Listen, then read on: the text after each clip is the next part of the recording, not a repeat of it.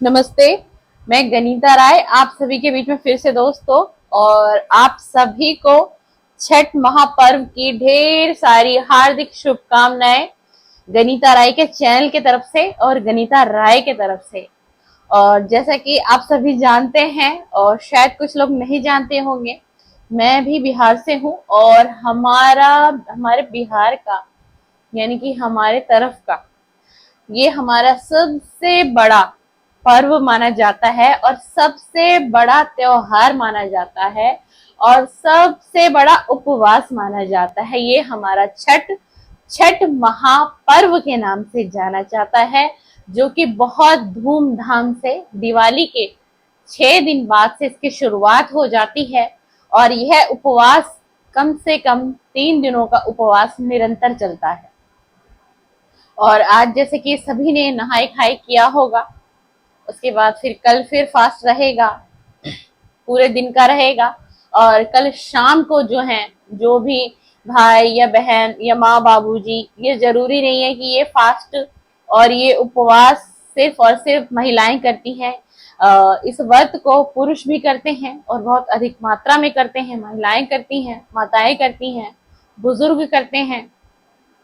सभी जिसकी जैसी आस्था हो, हर कोई इसका उपवास करता है, जो कि छठ महापर्व का उपवास है। और कल से उनका उपवास शुरू हो जाएगा।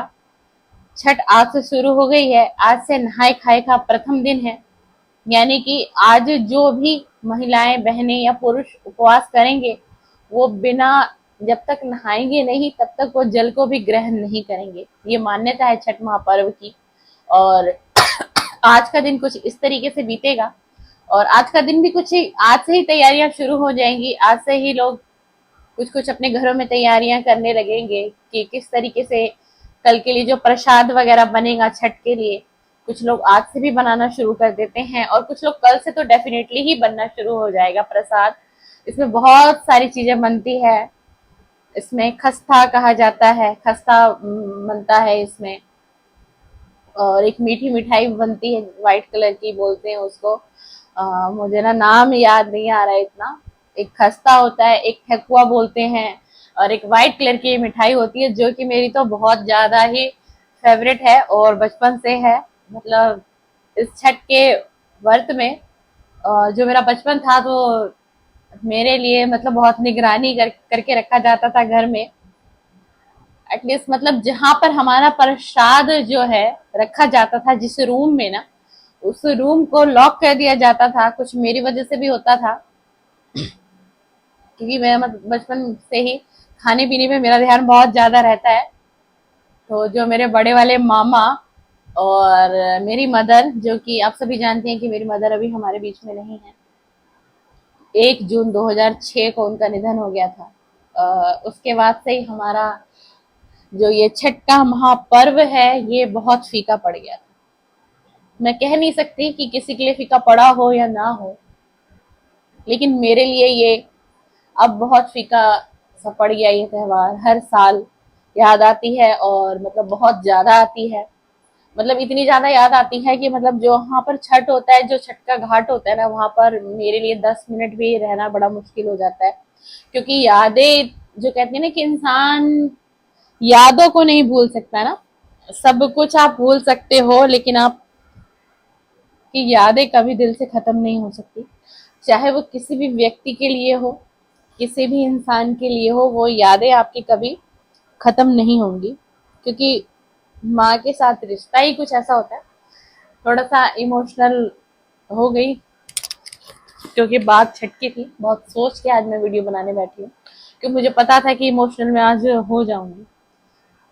तो बहुत ही धूमधाम से मनाया जाता है और बहुत बड़ा महापर्व होता है। और अब तो इसे पूरे इंडिया में, पूरे देश भर में मनाया जाता है और लोगों में इसकी आस्था बहुत सच्ची है। जैसे कि आप सभी जानते हैं कि इस वक्त में जो है यमुना का पानी बहुत जहरीला जिसे कहा जा सकता है, कि बहुत पॉल्यूशन है उसके अंदर। पर फिर भी आज मैंने बहुत जगह से सुना, न्यूज में देखा, हेडलाइन सुनी कि लोगों में इतनी आस्था है, फिर भी वहां देखा बहनों को, भाइयों को, सब वहां पर गए नहाने के लिए। क्योंकि आज का पहला दिन था नहाए खाए का। और वहां कुछ लोगों ने ये स्टेटमेंट दी। देखिए, राजनीति तो हर विषय पे होती है और हर त्योहार पे होती है, चाहे वो कोई भी पार्टी हो, कोई भी पक्ष हो। राजनीति किए बिना कोई भी पर्व हमारे देश में मन ही नहीं पाता। ये आप सभी भली भांति जानते हैं, चाहे वो भारतीय जनता पार्टी हो, कांग्रेस हो या आम आदमी पार्टी की मैं बात करूं, तो बहुत सारे मुद्दे ऐसे उठाए जा रहे हैं कि इस वक्त में भी दिल्ली का ये हाल है और मतलब पानी बहुत गंदा हो गया है। तो वहां पर एक फीमेल ने जवाब दिया कि पानी चाहे कितना भी गंदा हो, ये यमुना है, माँ यमुना नदी है और हमारी आस्था निरंतर थी और निरंतर रहेगी, और ये छठ मैया का वहां पर्व है, तो हमें कुछ नहीं होगा, सब उनकी देन है। सही गलत अच्छा बुरा सब उनकी देन है। आज अगर ये पानी दूषित भी हुआ है तो इसमें भी कोई ना कोई रीजन होगा। कोई बात नहीं है, हमारी परीक्षा है, हम भर्तियों की परीक्षा है, तो इस परीक्षा को में भी उत्तीर्ण होंगे। बहुत बेहतरीन जवाब उस बहन ने उस घाट से दिया, यानी कि यमुना घाट से दिया।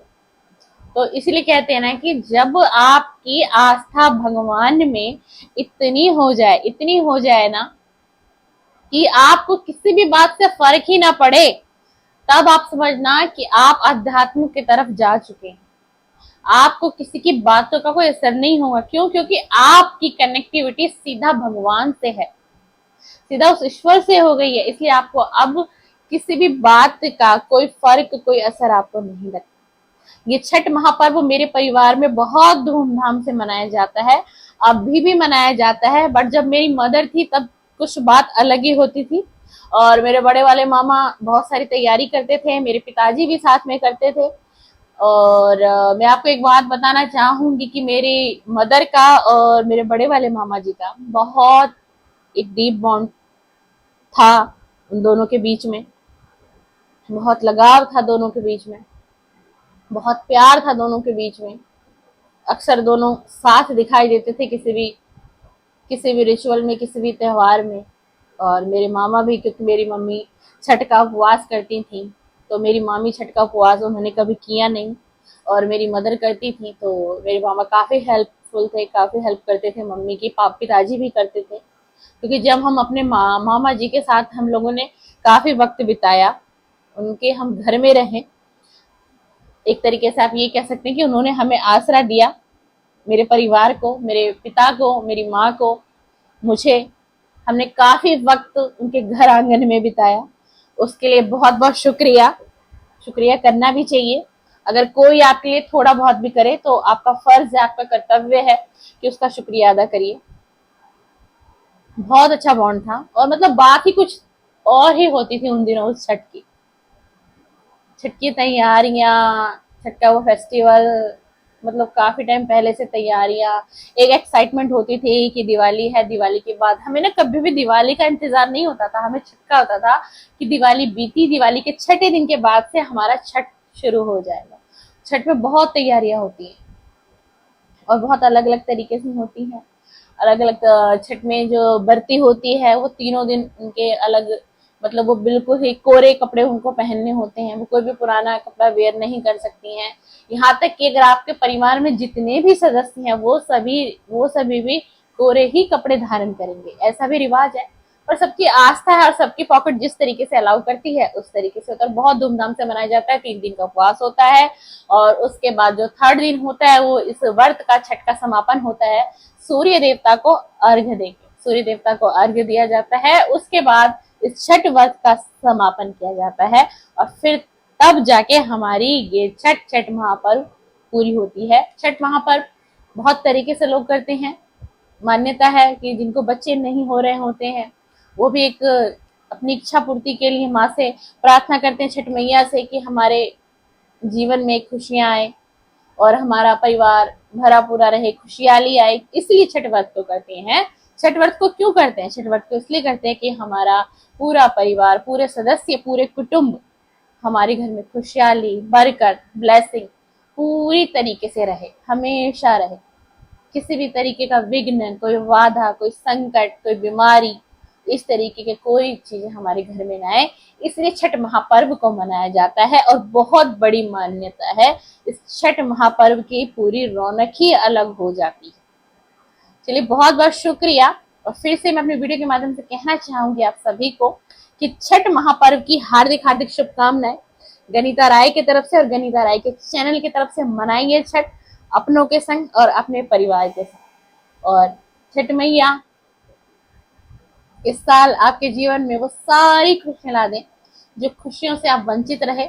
हमेशा आपका घर परिवार पूरा समस्त परिवार सुख समृद्धि और धन हमेशा आपके परिवार में बना रहे। थैंक यू, धन्यवाद, बहुत बहुत शुक्रिया दोस्तों। और आपको मेरी वीडियो पसंद आए तो लाइक करते जाइएगा, शेयर भी कर दीजिएगा और कमेंट्स भी करिएगा। और इसी तरीके की मेरे चैनल पे वीडियो देखने के लिए मेरे चैनल को सब्सक्राइब कर दीजिए और शेयर कर दीजिए। अब आपको मेरी वीडियो रेगुलर मिलती रहेगी और नेक्स्ट वीडियो जरूर देखिएगा, भूलिएगा नहीं। थैंक यू, धन्यवाद, बहुत बहुत शुक्रिया।